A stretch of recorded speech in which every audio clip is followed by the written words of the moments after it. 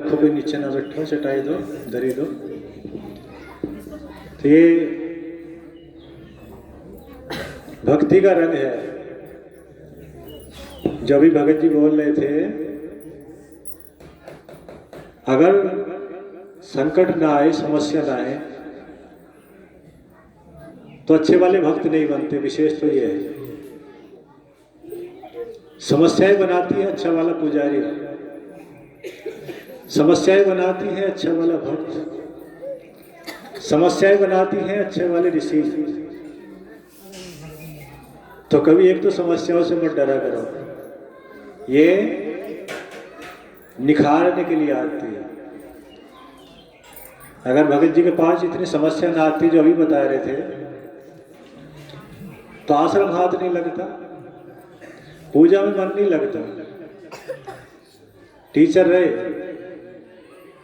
Retire हो गए तो खेती करते और काम करते, पूजा नहीं करते। पूजा सिखाई, समस्या हो गई। पूजा सिखाई, संकट होने लगे। जो ऋषि बने, उनके जीवन परिचय अगर देखो तो समस्याओं में थे। जो अच्छे ऋषि बने, देव ऋषि, ब्रह्म ऋषि, महर्षि, वो समस्याएं के कारण बने। पहले समस्या थी, समस्या इतनी खट्टी हुई कि मन वैरागी हो गया। समस्या नहीं होती तो वैराग्य नहीं होता। वैराग्य तब होता है जब कहीं अधिक दुख मिले। तो भगवान जी जिसे शास्त्रों में लिखा है, वेद पुराणों में है, गीता में भी है, कि जिसे मुझे अच्छा संत बनाना हो, अच्छा पुजारी बनाना हो, उसे समस्या बहुत देता हूं,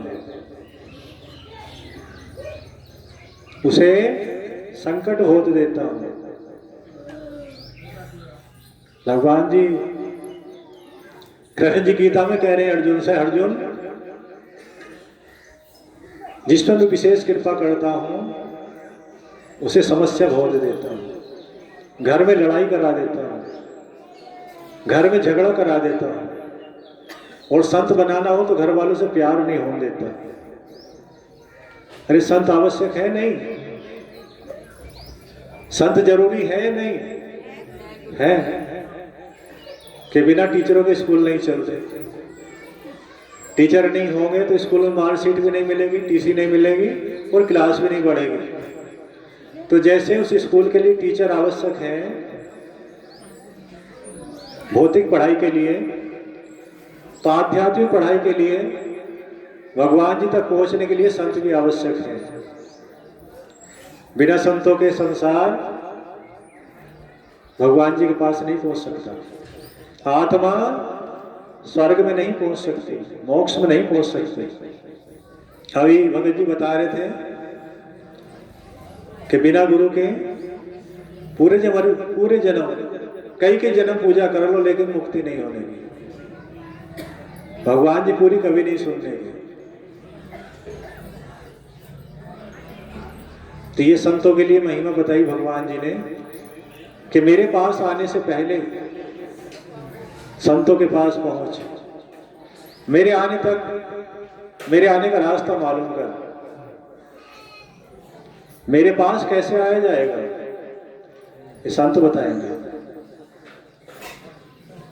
जिसे क्लास पार होने के लिए टीचर मार्कशीट बनाएंगे, टीचर पढ़ाएंगे, क्लास बढ़ाएंगे, तो ऐसे जो आध्यात्मिक है, आध्यात्मिक गुरु हैं,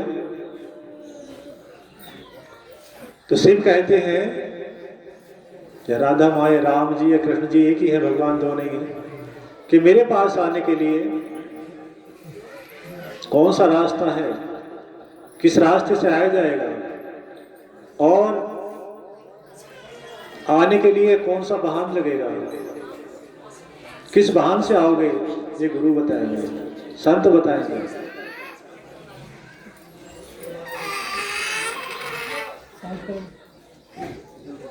तो बिना संतों के संसार अधूरा है। तो भगवान जी संत जरूर बनाते हैं, हम तुम में से छाड़ लेते हैं। जो उनकी आत्मा है सारे ब्रह्मांड में वही है। हर सत्संग में बताते हैं कि तिनके से लेकर ब्रह्मा तक मैं हूं। शिव कहते हैं कि कण से लेकर तिनके से लेकर ब्रह्मा तक मैं हूं। ब्रह्मा मेरा रूप है, विष्णु जी मेरा रूप है, ब्रह्मा जी मेरा रूप है, और कुत्ता, भैंस, बकरी, भेड़, मनुष्य, देवता, दानव सब मेरे ही रूप है। मैं ही हूं अनेक, मैं अनेक हूं, अलग अलग रूपों में बटा हुआ हूं। कहीं मछली में हूं के रूप में हूं, कहीं भैंस के रूप में हूं, कहीं घोड़े के रूप में हूं, कहीं सुअर के रूप में हूं, सभी रूपों में मैं हूं। तो कहते हैं तिनके से लेकर ब्रह्मा पर्यंत मैं हूं। तो हम में से छांट लेते हैं कि जिसे ऋषि बनाना है, एक आत्मा के द्वारा बहुत सारी आत्माओं का सुधार करना है, एक आत्मा के द्वारा अपनी हजारों आत्माओं का, लाखों आत्माओं को स्वर्ग ले जाना है, तो एक छांटनी पड़ेगी, जिन्हें संत कहते हैं। तो संत बनाने के लिए भगवान जी उन्हें रात्रि में भी समझाते हैं, दिन में भी समझाते हैं। सपन दिखाई देगा तो जिन्हें संत बनाना है ना भगवान जी को, सपन में समझाएंगे, वैराग्य की बातें सुनाएंगे, वैराग्य की घटनाएं दिखाएंगे कि संत बन जाए। और संत बनेगा तो अपनी एक आत्मा से कई हजार कई लाख कोई आत्माओं का उद्धार कर देगा। अरे जितने स्कूल में बच्चे हो उतने संत वो होते हैं क्या टीचर? जितने स्कूल में बच्चे हो टीचर उतने ही होते हैं? नहीं, टीचर कम होते हैं, बच्चे अधिक होते हैं। तो संत थोड़े ही संत बहुत सारे बच्चों को पढ़ाते हैं। यूं नहीं कहते कि तुम सब संत बन जाओ, सब महाराज बन जाओ, खेती करना बंद कर दो, दुकान करनी बंद कर दो, नौकरी करनी बंद कर दो और बिजनेस करनी बंद कर दो। कभी संत कहते हैं? नहीं कहते। कहते हैं कि अपने सारे कार्य करो और पूजा भक्ति का नियम बनाओ। गृहस्थी के काम करते करते भी भव सागर से पार हो जाओगे, मोक्ष मिल जाएगा, स्वर्ग मिल जाएगा। लेकिन मिलेगा तब जब गुरु होंगे,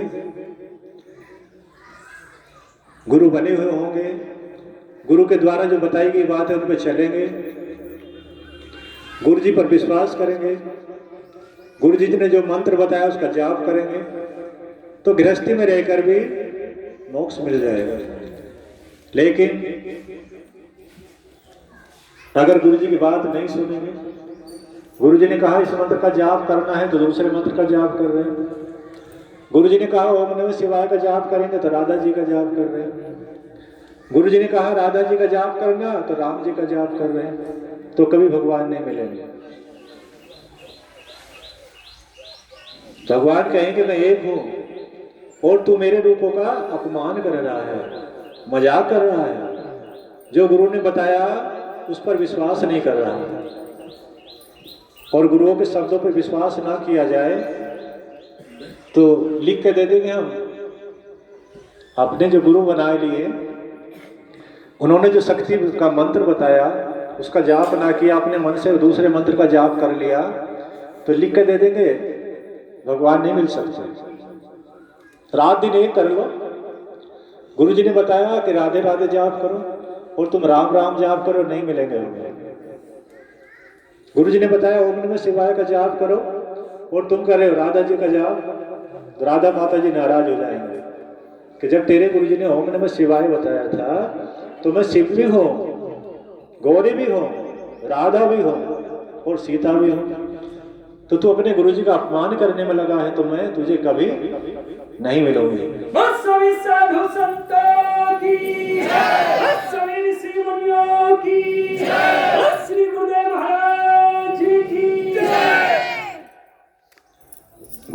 गोरखनाथ जी अच्छे संत हैं, आज भी हैं, कल भी थे, कल भी रहेंगे। वो अपने शिष्यों को समझाते थे कि गुरु आज्ञा को अपने सबसे बड़ा धन मानना चाहिए।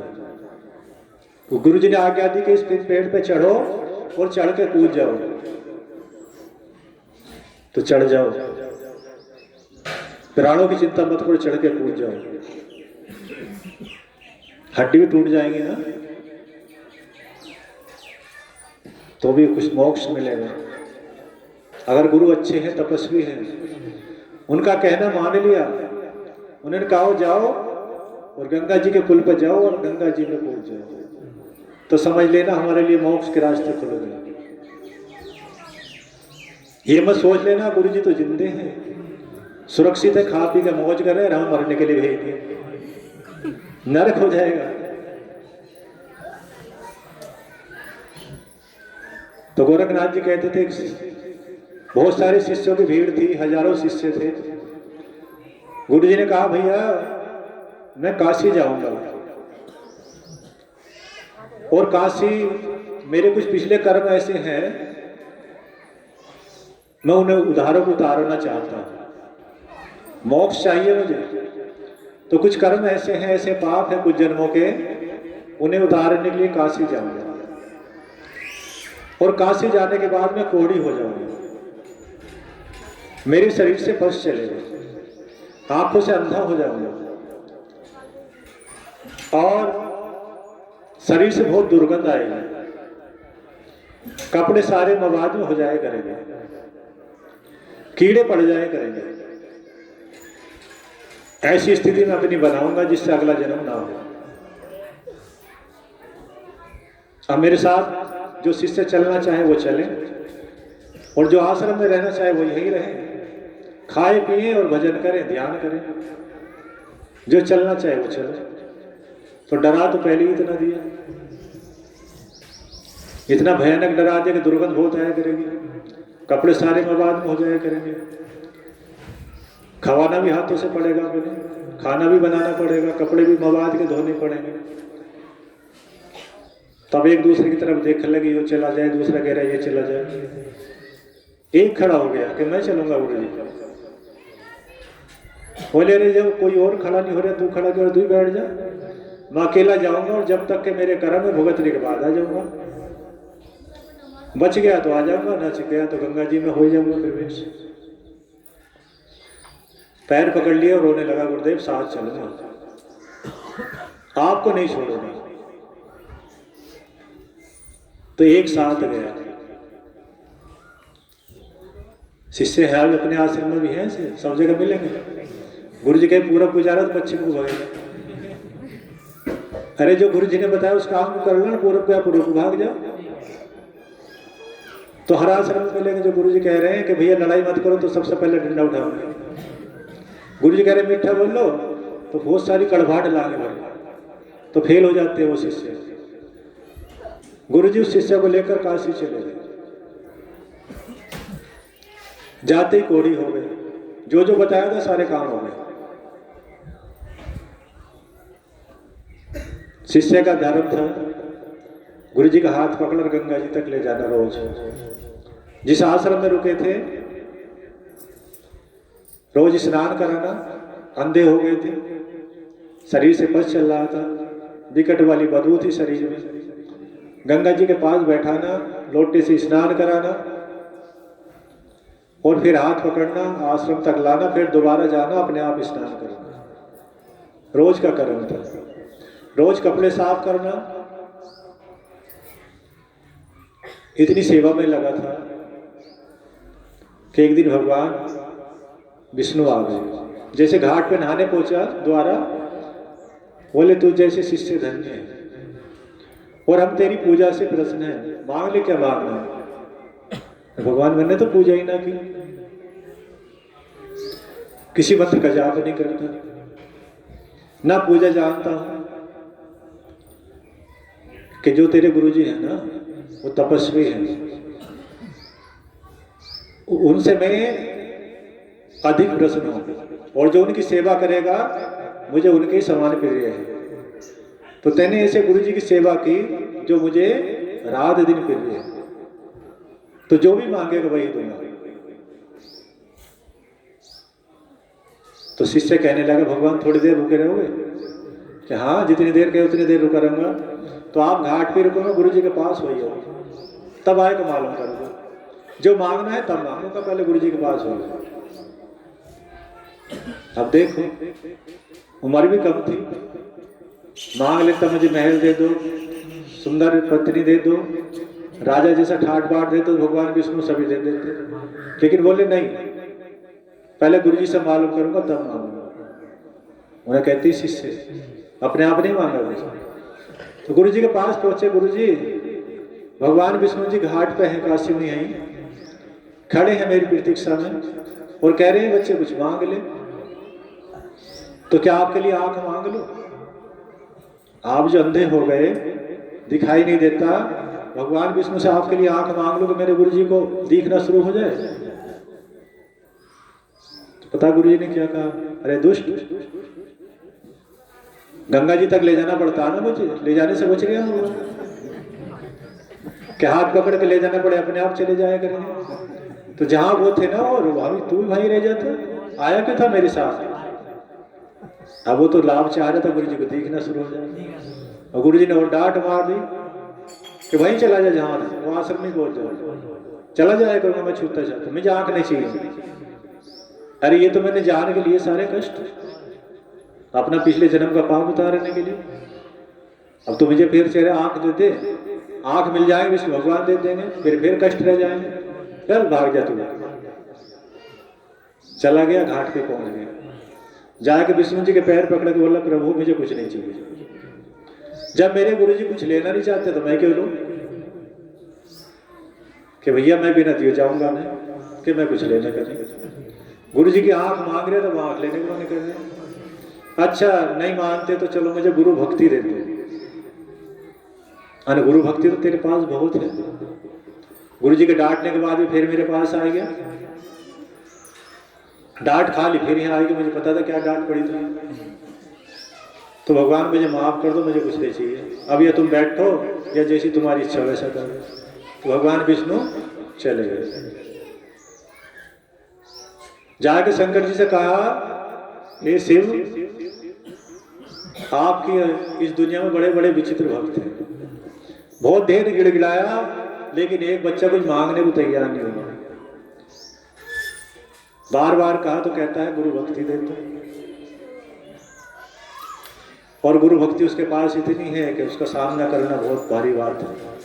शंकर जी कहते देखते हैं हम जाएंगे कैसे नहीं मांगेगा, उसे इतना मजबूर कर देंगे कि मांगने के लिए मजबूर हो जाएगा।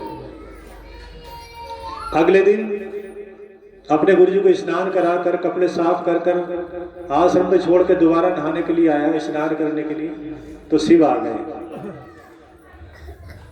बोले पुत्र कल विष्णु जी चले गए, कुछ नहीं मांगा, और मैं बिना दिए नहीं जाता, आज तो तुझे कुछ लेना ही पड़ेगा, और जो भी मांगेगा वही देंगे, राजपाट धन दौलत वैभव हीरे सोना चांदी मोती कुछ भी मांग ले।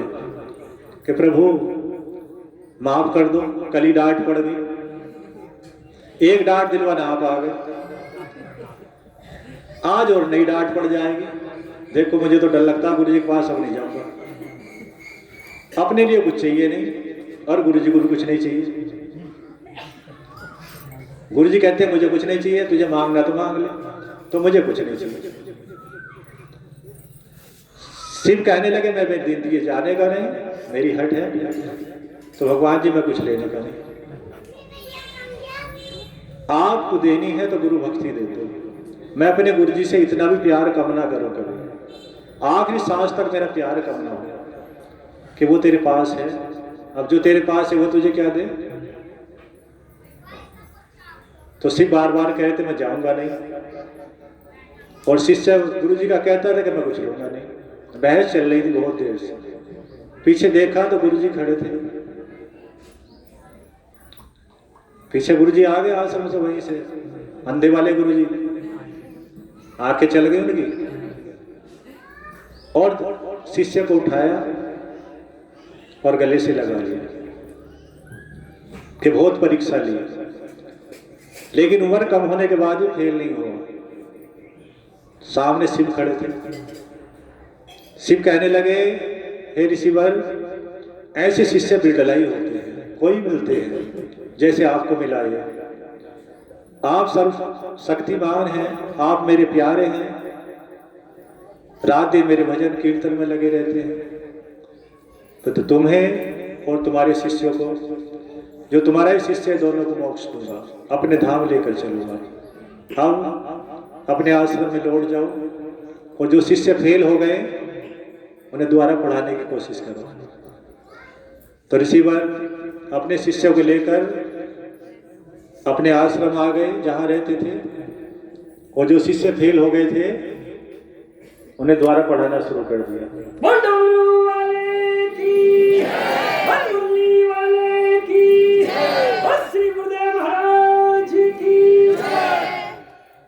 तो संत, अच्छे संत हो, तपस्वी हो, जो ऋषि मुनि है, उन्हें मांगने की आवश्यकता नहीं होती। उनके पास शिव होते हैं, और जिसके पास शिव हो उनके पास क्या कमी है? अरे जिसके पास ब्रह्मांडपति हो उसके पास किस चीज की कमी है? राज, वैभव, धन, हीरे मोती, सोना चांदी तो उनके चरणों में रहते हैं। हर समय उनके पास रहते, जो चाहे वो ले सकते हैं, लेकिन वो अपने तपस्या में विघ्न नहीं आने देते।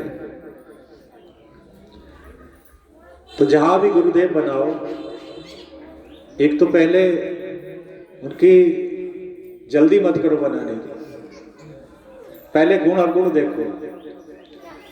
पूजा भक्ति करते हैं नहीं करते हैं, ज्यादा टाइम ऐसा आराम में तो नहीं करते। ऐसा तो नहीं है खाए पी के मोटे हो रहे हो, या एसी में रहते हो, एसी गाड़ियों में रहते हो, एसी कमरे में रहते हो, पूजा करते हैं नहीं। भीड़ मत देखो,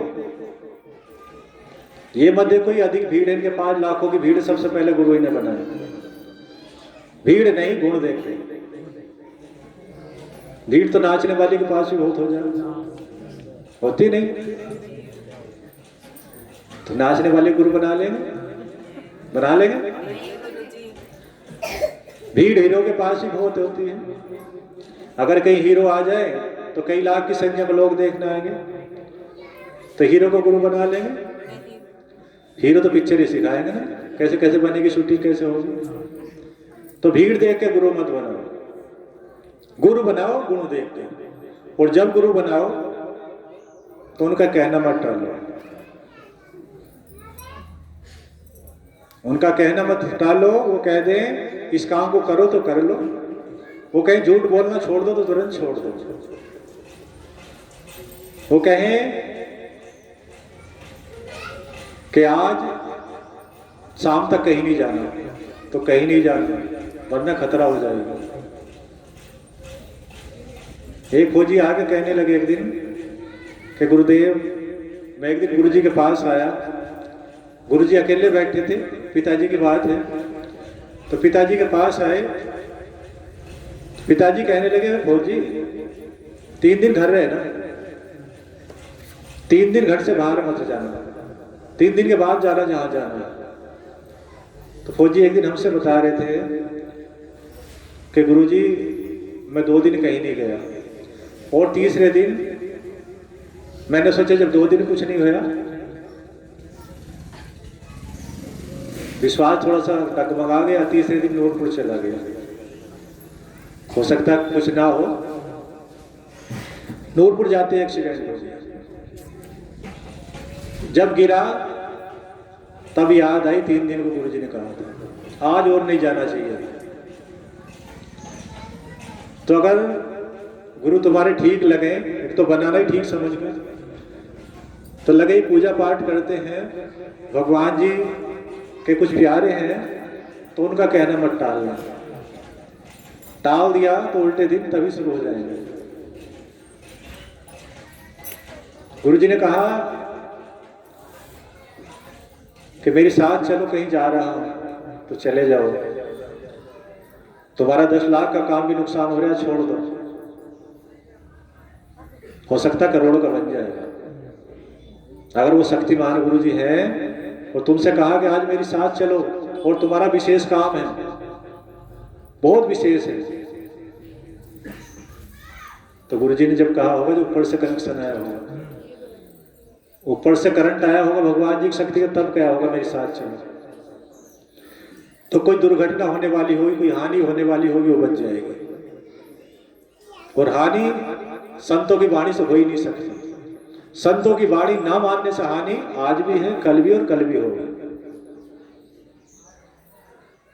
एक दिन और बताया था हमने कि गुरुओं से अगर कोई बात मालूम कर ली जाए तो उस काम को कर लेना चाहिए। कोई दिन तारीख अगर गलत है, गुरु जी ने बता दिया भैया कल को ये काम कर लेना, और तुमने कहीं और मालूम कर लिया, उन्होंने बताया तारीख दिन सही नहीं, पंच के चल रहे हैं, दिन भी गलत है, आज मत करो। तुमने वो काम नहीं करा, गुरु जी ने कह दिया था कर लो, तो 100% खतरा हो गया। जब भी करोगे वो काम बिगड़ेगा। क्यों? गुरु जी की बात झूठी समझकर वो टाइम टाल दिया। अरे नक्षत्र ग्रह पंच के सब गुरुओं की वाणी में होते हैं। जो अच्छे पुजारी हो कह दें कि जो काम नहीं होने वाला था वो भी हो जाते हैं। मरने वाले को उम्र मिल जाती है। अगर 10 साल उम्र 20 साल उम्र थी और आशीर्वाद मिल जाए चल लंबी उम्र हो गई, तो उम्र लंबी हो जाएगी। अगर वो तपस्वी ने कह दिया था इतनी लंबी हो जाएगी जितनी उनके मुख से निकल जाएगा। तो गुरु अगर बनाओ तो उनकी बातों पर पूर्ण विश्वास करो। कभी कभी हमारे आश्रम में भी आता है ऐसा, हम कहते भैया ये काम कर लो, पता चला टाल के उधर को चले गए, तो पता चला उसके बाद हानि होती। एक बच्ची ने मालूम किया, एक बार गुरुदेव स्नान करने जाना था गढ़, तो हम तीर्थ यात्रा को माने तो नहीं करते, पर पता नहीं क्यों मुंह से निकल गया कि मत जाना। निकल गया, उसके बाद भी वो चली गई। जाने के बाद वो जाते बीमार हो गई, अस्पताल जाना पड़ गया, हालत खराब होगी। फिर फोन आया, गुरु जी प्रार्थना करेंगे कि हमने तो मना करा था क्यों चली गई थी। ठीक तो कर दी भगवान जी ने, पर जो मुख से निकल गया तो उसे मान लेना चाहिए। एक दिन एक चौहान आ गए, गुरुदेव घर घेर में बनाऊं या पुरानी जगह, कि जहां मर्जी करे वहां बना लो। नहीं आप बताओ वहां बनाऊंगा। मैं जाऊँ तो घेर में बना लो। हम आज तक गाँव नहीं देखा, ना घेर देखा, ना घर देखा, ना गाँव देखा। जिस गाँव के हैं कह दिया जाओ घेर में बना लो। एक तो मालूम तुम कर रहे थे, हम कहते कहीं भी बना लो, कहना जहां आप बताओगे वहां बना लो। हमने कहा घेर में बना लो, तो घेर की जगह घर बना दिया, पुराने घर। अब 2-1 साल हो गए तब से पागल से हो रहे, बुद्धि चल गई, यहाँ आ नहीं रही। पत्नी से कहते तू जाओ जा, गुरु जी के पास मेरी जाने की तो हिम्मत पड़ रही, क्या मुंह दिखाऊंगा। उन्होंने घेर में बनाई थी, मैंने घर बना ली, और तब से मैं पागल सा हो रहा, मेरा दिमाग चला चला हो रहा। तो या तो इनसे मालूम मत करो गुरुओं से, और मालूम करो तो जहां बताएं वहां बनाओ। तो सत्संग वो है जो हमारी आत्मा को निखार कर शुद्ध कर देता है। हमारी आत्मा में जितनी गंदगी हो उसे निखारते निखारते सत्संग आत्मा को परमात्मा के पास जाने योग्य कर देते हैं। जैसे कॉलेज में, स्कूल में अध्यापक समझाते समझाते इंग्लिश सिखाते, गणित सिखाते, हिंदी सिखाते सिखाते विद्वान बना देते हैं, अच्छे नंबर करा देते हैं, डिक्टेंशन करा देते हैं। वैसी संत समझाते समझाते निखारते निखारते परमात्मा के पास जाने योग्य आत्मा को बना देते हैं। शिव शंकर भगवान की जय, पार्वती माता की जय, श्री गुरु ग्रंथ जी की जय। तो आज जो कथा बताई, इस कथा को याद करते रहेंगे और ये यूट्यूब में चले जाएगी, उसमें भी कभी कभी सुन लिया करें, विचलित नहीं हो गए। और जो फेल होते हो ना, फेल होने के चांस खत्म हो जाएंगे। अगर हमारा कोई दुश्मन है, रात दिन हमारा बुरा करता है, और गुरु जी ने कहा कि इसके साथ चले जाओ, तो साथ चले जाओ, नहीं जाओगे तो खतरा हो जाएगा। याद करके ले जाना, और इस पर ना यूट्यूब पे भी देखते रहना। अगर हमारा कोई दुश्मन है, हम उससे खतरा के मारेगा, और गुरु जी ने कहा इसके साथ चले जाओ, तो मारेगा नहीं, वो दोस्त बन जाएगा, तो नए नए रास्ते दिखाएगा। गुरु जी की आज्ञा से आए थे उसके साथ। तो या तो गुरु बनाओ मत, और बनाओ तो ऐसा करो कि उनकी आज्ञा को उल्लंघन ना हो। हमारा बिना जल पीने वाला व्रत था, पूरे दिन जल नहीं पीते थे, रात्रि की पूजा करने के बाद पीते थे। पिताजी गुरुदेव पिताजी के साथ यज्ञ में जाते थे। आज भी पिताजी के आश्रम में पूजा चलती है, आरती अभी करी थी थोड़ी देर पहले। पिताजी का मंदिर है पीछे वाला। तो हम गायब हो गए उस समय, जिस समय खाने पीने का नंबर आया। जहां यज्ञ करने गए थे, तो जब नाश्ते का नंबर आया तो हम गायब हो गए कि पिताजी यूं ना कहते कि कुछ खाए पी ले, और जल पीना भी नहीं। जल भी रात में पिएंगे, पूरे दिन जल नहीं पीते थे व्रत में पहले। अब तो पी लें दोपहर के बाद, दोपहर तक तो अब भी नहीं मिलता, जब तक पूजा समाप्त ना हो रहा डेली। तो शाम का टाइम था, हवन की यज्ञ की तैयारी करने के बाद, नाश्ता करने के बाद यज्ञ शुरू हो जाता था, और खाना खाते थे यज्ञ करने के बाद रात्रि में 10-11 बजे। खाना या तो एक दिन पहले खाते थे, और उस दिन खाना खाते थे रात को 10 बजे के आसपास, दिन में नाश्ता कर लेते थे। लेकिन हमारा अष्टमी का व्रत पड़ गया, अब से 17-18 साल पहली बात है। अष्टमी का व्रत पड़ गया, जल पीना नहीं था, और पिताजी ने कह दिया तो टालना भी नहीं था। कभी नहीं कहा था, बहुत दिनों से व्रत चल रहा था। देखो उस दिन यज्ञ में पता नहीं क्या हुआ, परीक्षा थी, क्या था, नाश्ता करते हुए बोले अरे जगदीश कहाँ है। अब हम तो जान के छुप गए थे कहीं जाके, कि पिताजी की आज्ञा टाल नहीं सकते और जल पीना नहीं। वक्त बोले गुरुदेव यहीं होंगे, कहीं के ढूंढ के लाओ। हम मिल गए पड़ोस में, कहीं घूम रहे थे, टाइम काट रहे थे कि यज्ञ शुरू होने वाला, पूजा कर तो हमें करानी पड़ेगी शुरुआत। और जब पिताजी की खबर आती तो हमें ऐसा लगता था कोई राष्ट्रपति प्रधानमंत्री खबर आई है। पिताजी घर भी बुलाए, और कोई भाई आएगा कहे कि पिताजी बुला रहे, पापा जी बुला रहे, तो लगता था जैसे मंत्री, प्रधानमंत्री, राष्ट्रपति की खबर आएगी, चलो बाहर तुरंत पहुंचते थे। और डरते भी तो थोड़ा सा, पता नहीं क्या काम है, कोई डांट उठ तो ना पड़ेगी। जाके खड़े हो गए, यहाँ क्या कह रहे पिताजी, नाश्ता कर ले, क्या आज अष्टमी का व्रत है, जल ना पीते दिन में। अरे व्रत तो हो गया, शाम का टाइम हो गया, जल पी ले, लड्डू खा ले, फल खा ले। तभी जल पिया, लड्डू खाए, फल खाए। जो नियम चल रहा था वो तोड़ दिया गुरु जी की आज्ञा के कारण। अगर कोई और कहता ना, पूरे देश वाले आके कहते, सारे संसार वाले आके कहते कि जल पी लो, प्राण निकल जाते, जल नहीं पीते। उन्हें गुरु कहते हैं, प्राण चले जाते लेकिन जल नहीं पीते। लड्डू तो बहुत बड़ी बात है, तो गुरु जी की आज्ञा के कारण जल भी पिया, लड्डू भी खाए और फल भी खाए। तो ऐसे बनो, भगवान खुश हो जाएंगे। अगर उस दिन हम जल नहीं पीते, लड्डू नहीं खाते, तो आज जहां बैठे ना, यहाँ बैठे नहीं होते। अगर गुरु नाराज हैं तो भगवान उनसे पहले नाराज हो जाए। गुरु नाराज हो गए तो कोशिश मत करना कि भगवान खुश हो सकते हैं। ये शास्त्रों में लिखा, पुराणों में है, 18 पुराणों में लिखा, 4 वेदों में है, गीता में भी है।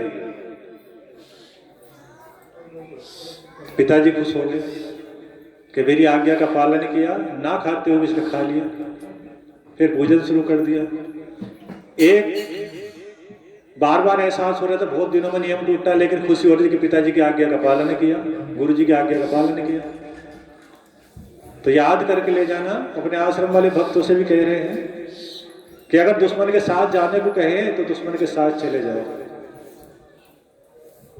कहें अगर गुरु मानते हो, आश्रम में आते हो, गुरु जी कहें कि दुश्मन के घर जाओ और खाना खा खाओ, तो जाओ और खाना खाओ। तो तुम शिष्य हो, शिष्य कहलाने योग्य हो, पुजारी भी हो, वरना नहीं हो। ये बात लिख के ले जाना, स्टाम्प पेपर ले आना, उस पर लिख के भी दे देना। और जो संत सारे संसार को चेक करा लेना कि गुरु जी ने ये सवाल लिया था, सही है। कोई संत बताए तो हमारे पास ले आना कि हाँ ये सवाल सही है। ये जो ब्रह्मांड पति है वहां से आई हुई बात है, और ब्रह्मांड पति से आई हुई बात कोई फेल नहीं कर सकता। सनातन धर्म वाले तो कर नहीं सकते। भक्तों को बताते हैं कि या तो गुरु बनाओ मत, और बनाओ तो उनका कहने आज्ञा का पालन करो। कई गुरु जी जा रहे हैं और कह रहे हैं भाई मेरे साथ चलो, और तुम्हारा दुश्मन है, रात दिन तुम्हारी डोल काटता है, तुम्हारा नुकसान करता है, तुम्हारी खेती नष्ट करता है। गुरु जी साथ ले जाओ तो साथ चले जाओ, तो पुजारी हो। वरना अपने आप को ना पुजारी मानना ना भक्त मानना, और भगवान कभी खुश हो जाएंगे बिल्कुल मत समझ लेना। याद रहेगी ये बात, जीवन भर याद रख लेना तो भगवान मिल सकते हैं, वरना कोशिश मत करना कि मिल जाएंगे। पिताजी के पास एक दुश्मन आए जो रात दिन हमारे दुश्मन थे, रात दिन हमारी बुराई करते थे। पिताजी के पैर पकड़ के बोले मेरे घर यज्ञ कर दिया। गांव का नाम नहीं बताएंगे। पिताजी ने कह दिया ठीक है यज्ञ कर देंगे। पिताजी को पता था दुश्मन है, हमारा भी दुश्मन है, हमारे बच्चे का भी दुश्मन है, लेकिन पिताजी ने कहा यज्ञ कर देंगे। क्यों? अरे कोई सुधरना चाहे तो सुधरने का चांस देना चाहिए। नहीं,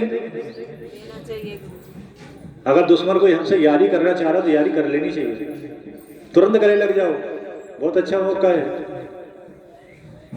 अब हमें पता चला कि दुश्मन के घर पिताजी ने यज्ञ करने को कह दिया, तो हमने भगवान जी से प्रार्थना की भगवान जी यज्ञ हटा दो, पिताजी का मन ऐसा कर दो यज्ञ को मना कर दें, और पिताजी के साथ हमें भी जाना पड़ेगा।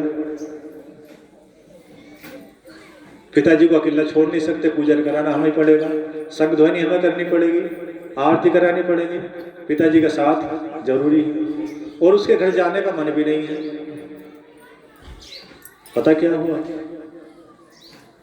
आग जब रात्रि में बंद हुई तो यज्ञ तो सुबह को होना था, रात्रि में उसके घर जाके यज्ञ करना शुरू कर दिया। उसके छप्पर को लपट छू रही थी। छप्पर पड़ा था दक्षिण सामना, उत्तर सामना कमरा था, उसके आगे छप्पर था, छप्पर के नीचे यज्ञ हो रहा था और लपट छप्पर को छू रही थी। भगवान जी ने कहा बेटी जाना पड़ेगा। तो पिताजी अगले दिन गए और घर कह गए मैं तो चले रहा हूँ, जगदीश स्कूल से आएगा कह देना कि मेरे पास आ जाए। अपनी मूर्ति उठाई, शंख उठाया, और जहाँ पिताजी यज्ञ करने गए थे हम भी पीछे पीछे चले गए। और उसके घर यज्ञ जब किया तो कभी उसका घर नहीं देखा था।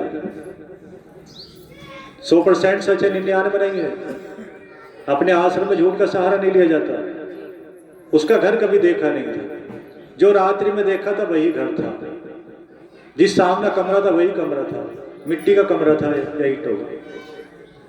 उसके आगे छप्पर था तो छप्पर था, और जो रात्रि में यज्ञ होता देखा था लपट छूते हुए छप्पर को, दिन में वही लपट छू रही थी। जो काम सुबह को हुआ, दिन में 2 बजे हुआ, वो रात्रि में भगवान जी ने सारा सीन दिखा दिया था। रात्रि में अगले दिन का सारा दिखा दिया था। तो वो भगवान जी हैं। दुश्मन के घर हवन करवाया, उसके सुख शांति के लिए प्रार्थना कराई, उसे सुधार के लिए चांस दिया। तो अगर संत बनना चाहते हो, अच्छे व्यक्ति बनना चाहते हो, अच्छी स्त्रियां बनना चाहते हो,